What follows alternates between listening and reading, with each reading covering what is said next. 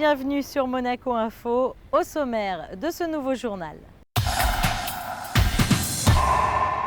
La toute première réaction du prince souverain à l'annonce de la grossesse de la princesse Charlène.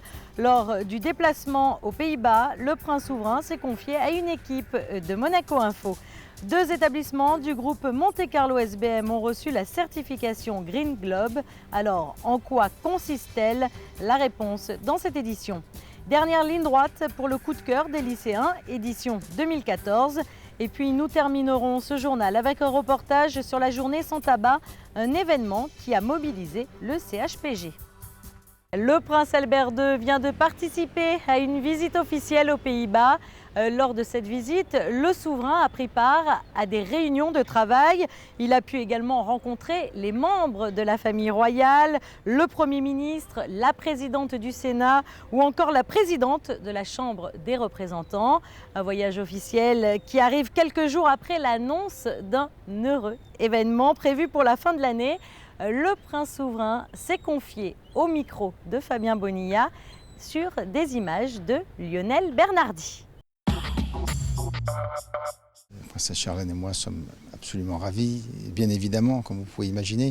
Et c'est une grande joie. Et voilà, nous allons tout faire pour que tout se passe le mieux possible. Et bien sûr, dans une sérénité et dans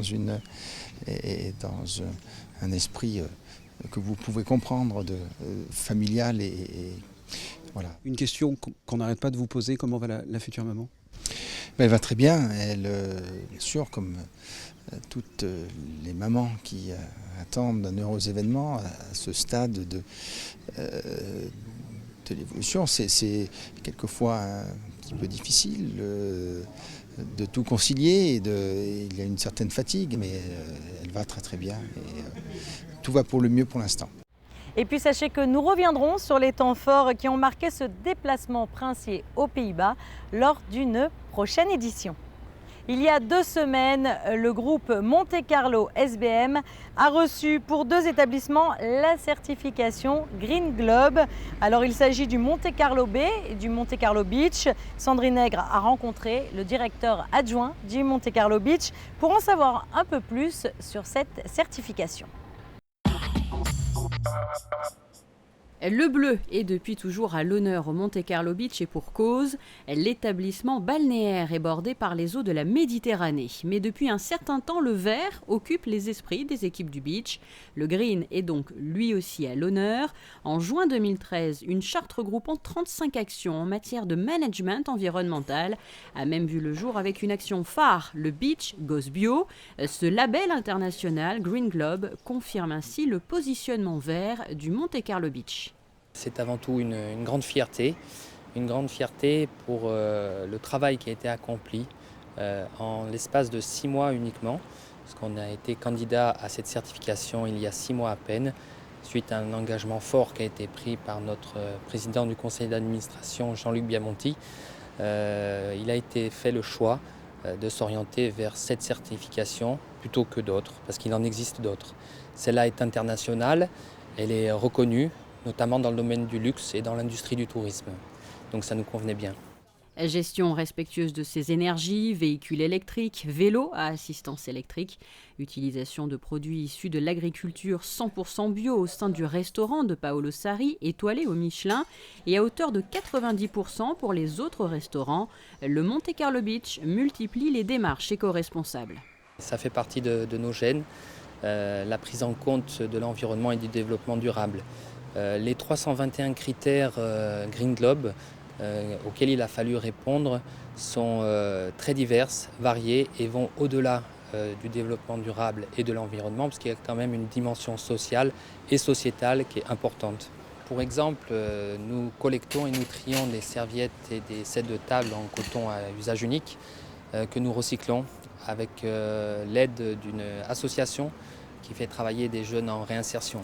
Donc à la fois le produit lui-même est recyclé, mais la collecte et son tri et sa transformation sont le fait de jeunes gens en réinsertion, et ça donne encore plus de sens.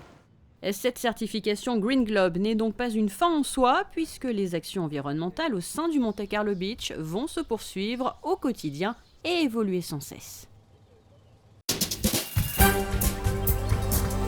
La Société des Bains de Mer, qui nous l'évoquions dans nos précédentes éditions, a enregistré des résultats positifs pour son exercice 2013-2014. Parallèlement, le gouvernement princier, dans un communiqué, a fait savoir que lors de la réunion de la commission plénière d'études consacrée justement à l'SBM, le 3 juin dernier, il avait pu apporter au Conseil national les éléments nécessaires à l'étude du projet de loi qui permettra le déclassement de parcelles du domaine public de l'État. Cela concerne le projet de réalisation du nouveau Sporting d'hiver. Le gouvernement rappelle qu'il est persuadé que ce projet constitue une réelle opportunité pour le développement de la SBM et confirme que l'intégration de nouveaux investisseurs demeure un objectif prioritaire. L'État souhaitant conserver au minimum 60% du capital de la SBM. Le gouvernement a également fait savoir que l'État pourrait souscrire toute sa part et garantir l'intégralité de cette augmentation dans l'hypothèse où les négociations avec des investisseurs susceptibles d'entrer au capital de la société n'aboutiraient pas rapidement. Nous les avons suivis depuis le début de cette initiative en octobre. Les élèves se réunissent une dernière fois avant les vacances scolaires pour élire les 4 romans finalistes du coup de cœur des lycéens édition 2014. Plus de précisions avec Alexandra Pagny.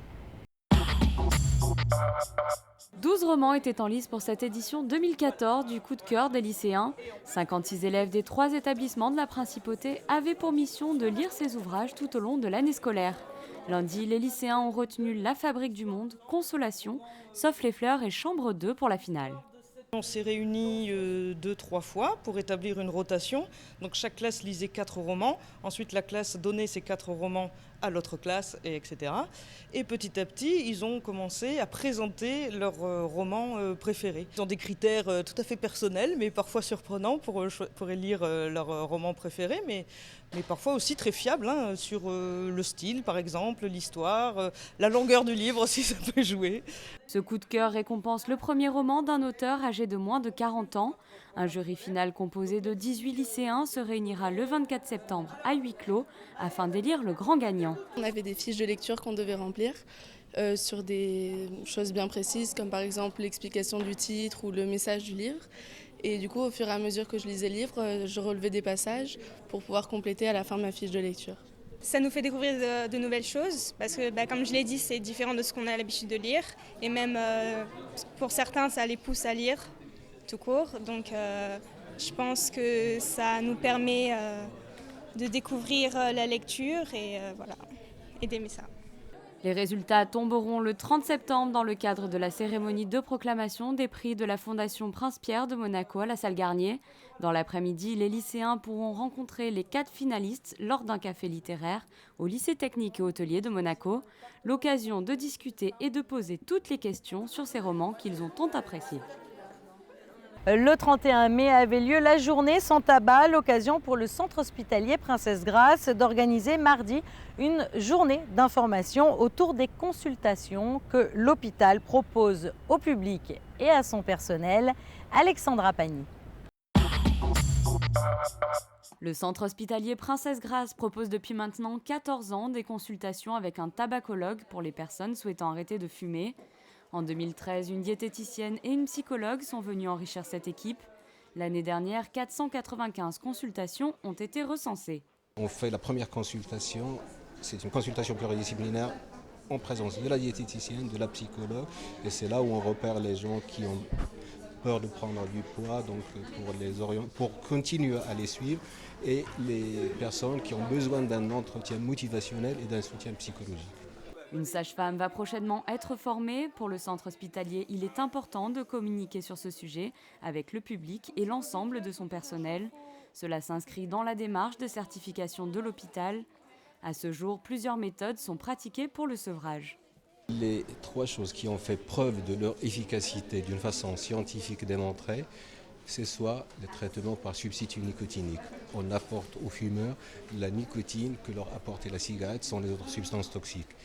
Deuxième méthode efficace, c'est ce qu'on appelle les thérapeutiques comportementales et cognitives.